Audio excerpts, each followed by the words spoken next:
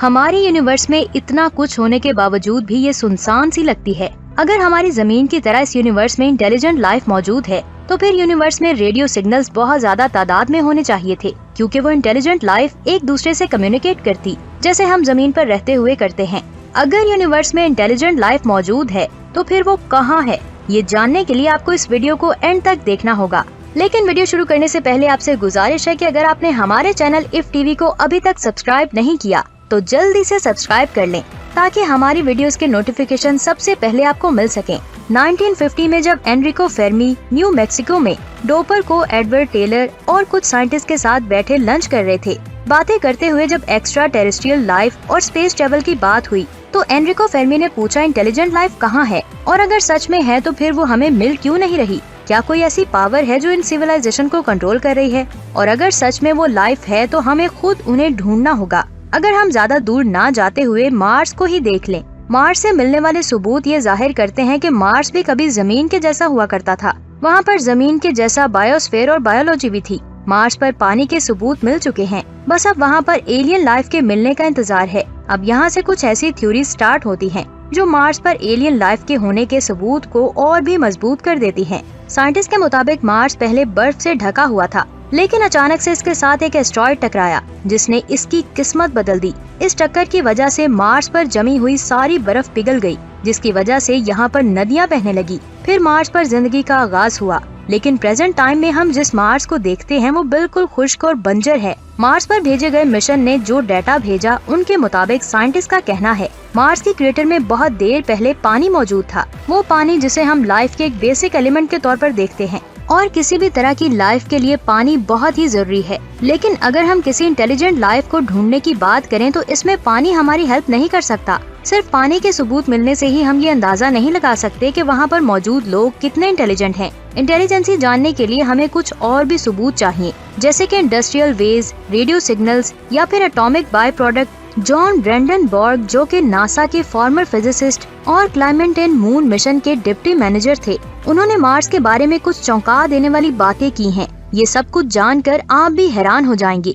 तकरीबन 300 मिलियन साल पहले मार्स पर एक हमला हुआ था। दरअसल मार्स पर नहीं बल्कि मार्स के लोगों पर। उनका कहना है कि एक इंटेलिजेंट एलियन रेज ने मार्स पर न्यूक्लियर अटैक किया था, क्योंकि मार्स क्यूरियोसिटी रोवर के भेजे गए डाटा के मुताबिक ब्रेंडनबर्ग को मार्स पर बहुत ज्यादा तादाद में ज़ीनोन 129 के ट्रेसेस मिले थे। ज़ीनोन एक नोबल गैस है जो जल्द रिएक्ट नहीं करती, और ज़ीनोन 129 उसी गैस का एक रेडियो एक्टिव आइसोटॉप है। और इसके साथ ही ज़ीनोन 129 किसी न्यूक्लियर वेपन एक्सप्लोजन के दौरान निकलने वाला एक बाय प्रोडक्ट होता है। ऐसा कोई नेचुरल प्रोसेस नहीं है जो ज़ीनोन 129 को क्रिएट कर सके, स्पेशली मार्स पर तो बिल्कुल भी नहीं। यहाँ पर एक सवाल आता है, एक न्यूक्लियर एक्सप्लोजन का बाय प्रोडक्ट हमसे अरबों किलोमीटर दूर मार्स पर क्या कर रहा था? आखिर वहाँ पर ऐसा क्या हुआ था जिससे इस रेडियो एक्टिव एलिमेंट का लेवल मार्स पर इतना ज्यादा बढ़ गया? इस सवाल ने सबको परेशान करके रख दिया था। लेकिन जब ब्रेंडनबर्ग ने सबके सामने इसकी एक्सप्लेनेशन रखी तो सबके होश उड़ गए। पहले ब्रेंडनबर्ग ने ये भी सोचा था कि ये किसी नेचुरल प्रोसेस की वजह से हो सकता है, जैसे कि कॉस्मिक रेज, लेकिन बाद में उन्होंने एक खतरनाक गैलेक्टिक न्यूक्लियर वॉर की एक्सप्लेनेशन दी। जब जमीन पर कहीं भी एटॉमिक एक्सप्लोजन होता है तो वहाँ पर हमें ज़ीनोन 129 के ट्रेसेस बहुत ज्यादा देखने को मिलते हैं, लेकिन मार्स पर जो रेडियो एक्टिव ज़ीनोन हमें मिला उसका लेवल हमारी जमीन के मुकाबले में 2.5 गुना ज्यादा था। यहाँ पर एक बात तो वाज़ेह है कि अगर वहाँ पर कोई एटॉमिक एक्सप्लोजन हुआ भी होगा तो वो बहुत बड़ा और खतरनाक हुआ होगा, इतना खतरनाक जितना हम इंसानों ने आज तक नहीं देखा। मार्स पर ऐसी 2 जगह मिली हैं जहाँ रेडियो एक्टिविटी सबसे ज्यादा है, मतलब कि मार्स के ऊपर एटमॉस्फेयर में 2 ऐसे हॉट स्पॉट्स हैं जहाँ पर रेडिएशन लेवल दूसरी जगहों के मुकाबले में बहुत ज्यादा है। उनके मुताबिक मार्स पर 2 तरह के लोग रहते हैं, जिन्हें वो सिडोनियन और ओटोपियंस कहते हैं। ये लोग ज्यादा एडवांस नहीं थे। ऐसा कहा जाता है कि उस वक्त मार्स पर सिडोनियन और ओटोपियन जमीन पर मौजूद मिस्र में रहने वाले लोगों के जितना एडवांस हो पाए थे। वो बहुत बड़े बड़े स्कल्पचर बनाते थे,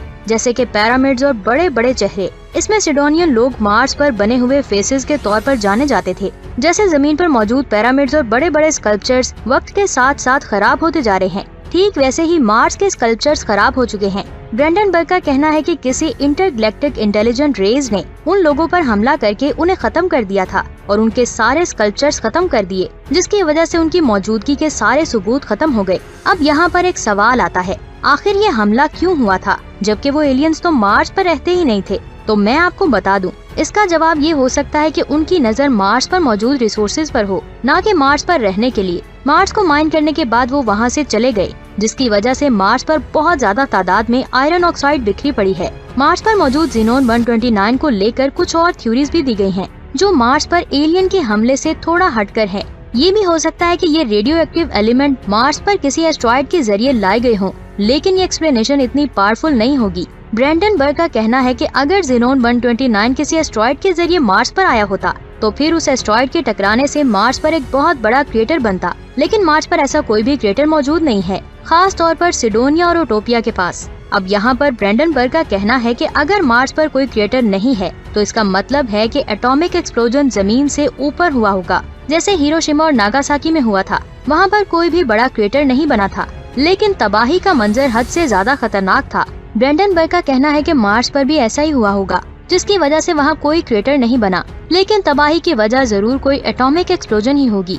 उन्होंने मार्स का बायोस्फीयर ही डिस्ट्रॉय कर दिया, जो आज तक रिकवर नहीं हो सका। नेचुरल न्यूक्लियर रिएक्टर से भी ज़ीनोन 129 रिलीज हो सकती है, जैसे अरबों साल पहले जमीन पर हुआ था।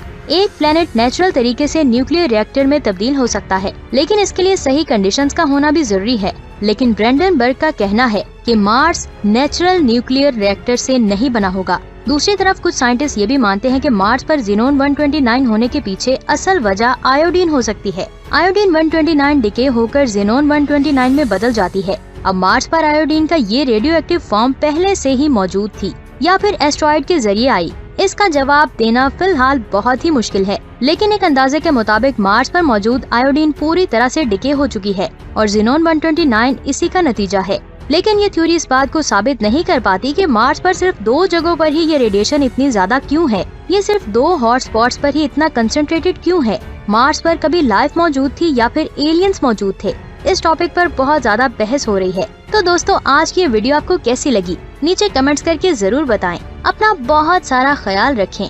अल्लाह हाफिज।